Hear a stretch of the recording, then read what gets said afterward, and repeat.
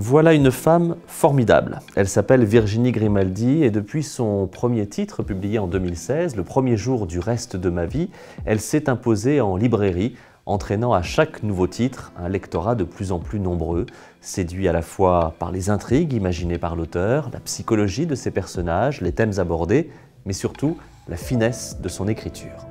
Et si je vous dis que Virginie Grimaldi est formidable, c'est que la générosité qui ressort de ses livres est bien la même que celle qu'elle exprime lorsqu'elle est face à vous. Dans ce nouveau roman, il est grand temps de rallumer les étoiles, voici Anna. Anna a 37 ans, elle mène sa vie de mère de famille du mieux qu'elle peut avec un mari qui a appris la poudre d'escampette et un boulot de serveuse qui lui permet à peine de boucler les fins de mois. Ses deux filles de 17 et 12 ans, Chloé et Lily, s'efforcent de grandir avec leurs rêves dans cet univers familial chaotique. Un jour, face aux difficultés qui s'amoncellent, Anna décide de tout plaquer et prend une décision complètement folle, embarquer ses filles en camping-car pour un périple jusqu'en Scandinavie, là où brillent les aurores boréales.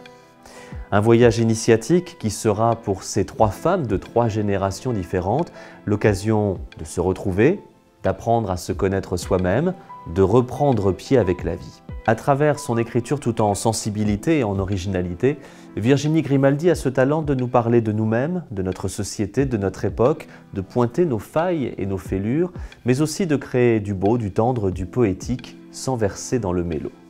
Embarquant avec Anna, Chloé, Lily, on pleure, on rit, on vit.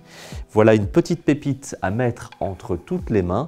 Il est grand temps de rallumer les étoiles, c'est ce que vous propose Virginie Grimaldi. Son nouveau livre est publié chez Fayard.